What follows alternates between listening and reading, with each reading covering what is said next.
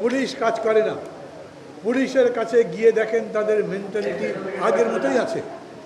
তারা ভয় পাচ্ছে জনগণকে মোকাবেলা করতে। আমাকে অনেকে জিজ্ঞেস করছে, ভাই বিকালে শহীদ মিনারে কি নতুন পার্টি হচ্ছে? জানি না, কিন্তু বাজারে তো কথা আছে। এই দেশ চালাবার দায়িত্ব শেষ পর্যন্ত রাজনৈতিক দলের উপরে।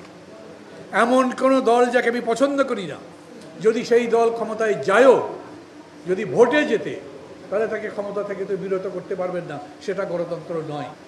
মির্জা ফখরুল ইসলাম আলমগীর যখন গেলেন, প্রধান উপদেষ্টাকে বললেন, আপনারা কীরকম সংস্কার করতে চান বলেন। আমি তখন বলেছিলাম, উনি কেমন সংস্কার করতে চান সেটা বলেন কেন, আমরা কেমন সংস্কার করতে চাই তা তো বলেছি। 1 মাস নিশ্চয়ই মূল্যায়নের জন্য যথেষ্ট নয়, but still morning shows the day. যা দেখছি তাতে প্রশ্ন যা তৈরি হচ্ছে সেটা বলছি। এটার জবাব যে আমরা পাবোই তার তো কোনো সিস্টেম নাই। ওনারা যে জবাব দেবেনি এরকমও সিস্টেম নেই। অতএব একটা ডিসকোর্স সিস্টেম চালু করতে হবে।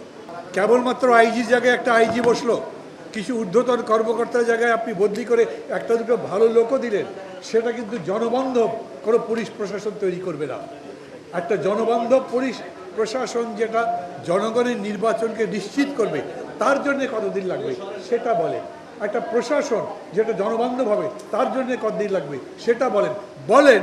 এই যে কালো টাকা এই রকম করে ছড়িয়ে আছে, তাদের প্রভাব দৌরাত্ম্য কমাবার জন্যে, মানে এক কথায় শুধুমাত্র একটা যথাযথ নির্বাচন দেওয়ার জন্যই এজেন্ডাটা অনেক বড়।